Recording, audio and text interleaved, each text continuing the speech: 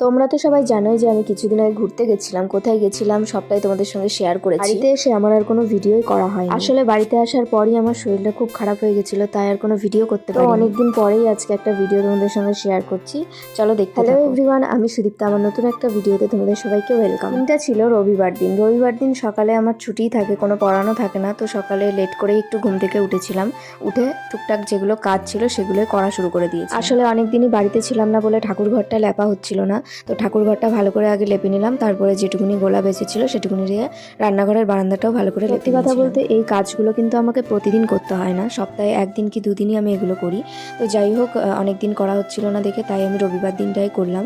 বৃহস্পতিবারই বেশিরভাগ মোছা হয়। কিছু কারণের জন্য বাড়িতে পুজোটাও দেওয়া হচ্ছিল না, তো ভালো করে পুজোটা দেবো বলে ঘরটাও ভালো করে লেপে নিয়েছিলাম। আমার বাড়িতে পরা কিছু জামা কাপড় ছিল, নাইটি, যেগুলো আমি পরি বাড়িতে, তো সেগুলোই ভালো করে গরম জলে ভিজিয়ে নিয়েছিলাম।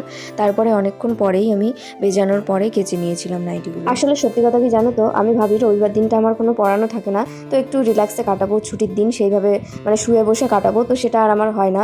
আমার নিজেরই বাড়ির কিছু কাজ থাকে, মানে ঘরের যেগুলো করতে হয় ছুটির দিনগুলো ছাড়া করতে পারি না, তো সেই সব কাজ করতেই আমার সময় কেটে যায়। আর করা যাবে, নিজের কাজ নিজেকেই তো করতে হবে।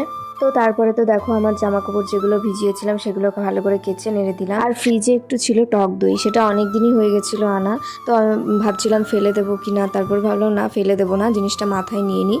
অনেকে বলে টক দই চুলে নিলে চুল ভালো থাকে। তারপরে দেখো আমার কিছু ঠাকুরের বাসন ছিল, সেগুলোও মেজে নিচ্ছিলাম ভালো করে, সেগুলো মেজে ভালো করে ধুয়ে নিলাম। আর ভিডিওতে কেউ খেয়াল করছো কিনা জানি না, দেখো আমাদের বাড়ির সামনে কি হাওয়া ছিল, মানে এমনিতেও সব বেশিরভাগ টাইমে আমাদের বাড়ির এখানে হাওয়া থাকে, তো সেদিন তো আরও ছিল। তারপরে আমার সেরকম আর কোনো কাজ ছিল না, তাই আমি স্নান করে এসেছিলাম পুজোটা দেবো বলে। স্নান করে পুজোটা দেবো তাই ফুল তুলছিলাম। মা তুলেছিল সকালে কিছু ফুল, কিন্তু ওই ফুল গাছটা থেকে তোলেনি বলে আমি আর একটু তুলে নিয়েছি। আর আমার না পুজো করতে একটু সময় লাগে, একটু না বলতে পারো অনেকটাই সময় লাগে। জানি না কেন, আমি মানে অনেক ছোট থেকেই যখন পুজো দিই আমার একটু টাইম লেগে যায় পুজো দিতে। কার কার এরকম টাইম লাগে অবশ্যই আমাকে কমেন্ট করে জানিও। কিন্তু আমার বাড়িতে থাকলে সেরকম একটা পুজো দেওয়া হয় না। বাড়িতে থাকলে বলতে কি, আমি বাড়িতে থাকি তো প্রতিদিনই, কিন্তু পুজোটা আমার দেওয়া হয় না, আমার মাই দেয় পুজোটা। কিন্তু মাঝে মধ্যে মানে মাসে বলতে পারো 4-5 দিন মতো আমি হয়তো দিই পুজো। তো যাই হোক, ভালোই লাগে পুজো দিলে, মনটাও অনেক ভালো থাকে। তারপর দেখো ঠাকুরের সব সেবার যে জিনিসপত্র সব কিছুই গুছিয়ে নিয়েছিলাম ভালো করে রেডি করে। তারপরে আমি যে একটু ঘর দরজা দিয়ে দিয়েছিলাম, কারণ ঠাকুরের যখন পুজো দিতে তো হয়, জানি না তোমরা দাও কিনা। তো দেওয়ার পরে তারপরে যে পুজো কমপ্লিট হয়ে গেল আমার। তারপরে এই পাশে লক্ষ্মী ঠাকুর ছিল, লক্ষ্মী ঠাকুরেরও একটু দিয়ে দিলাম। আমাদের এই ঠাকুরটা দেখে কেউ খারাপ ভেবো না, কারণ এই ঠাকুরটা না খুব পুরনো, ওর জন্য একটু এমন হয়ে গেছে।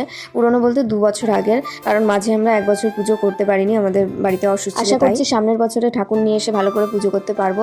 তো আজকের ভিডিওটা এটুকুনি ছিল, দেখা হবে নেক্সট কোনো ভিডিওতে। Tata, by.